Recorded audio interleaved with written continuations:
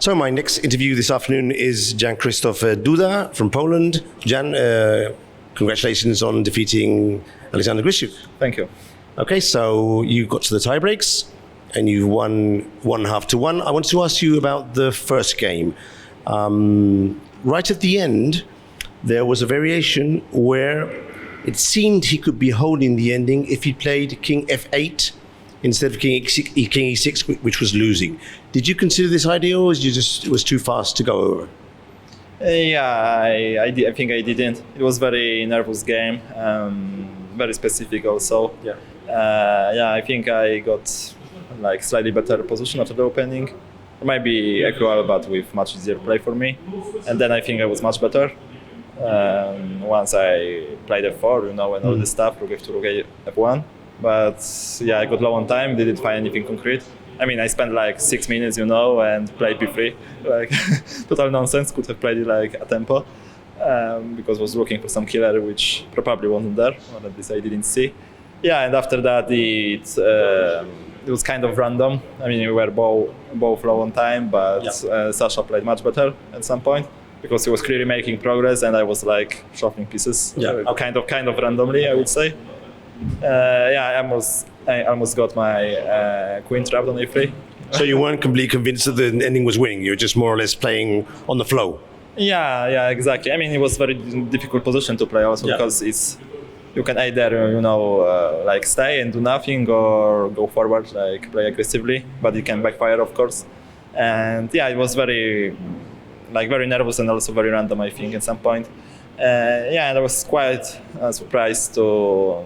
I mean, by the fact that I wasn't much worse in this endgame. Maybe I was at the beginning, but and I was pressing. I mean, it was kind of surprised, to be honest, because thought my pawn structure is right. It's very bad. It was very very nervous game, but very fighting and interesting. And respect to the second game, of course, he had to win on demand to tie the match. He had an extra pawn, but it was nearly equal. Was there some point that you saw that he could play better than he actually did? Specifically trying to get E3 somehow and get the bishop on F1 playing? I think I got a worse position after the opening. I mean, he surprised me. Okay, I also surprised myself with knight d7. I prepared it for some other occasion, but I didn't remember much. And it's very, very difficult to play. I mean, to hold such games, but it's also very difficult to win. So I was in the same situation before in the match against Sasha Griszczuk. It was in Hamburg Grand Prix final. There was also 1-1, 2 draws in classical portion, and then I won the first game with white, but then lost with black, and overall lost that match. So it was very difficult here. In this game as well. I kind of blundered. I also missed queen c2 move, which was very upsetting for me.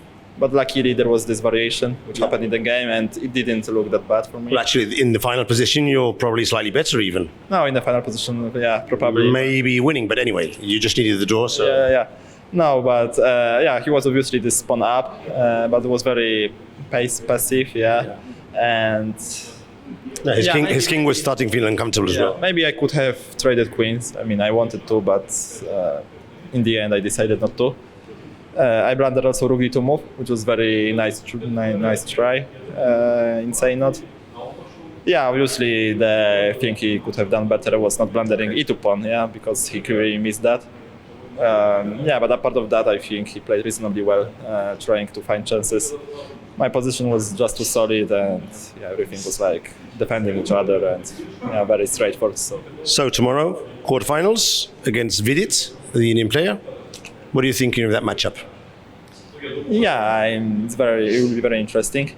I have played many times against Vidit Santosh.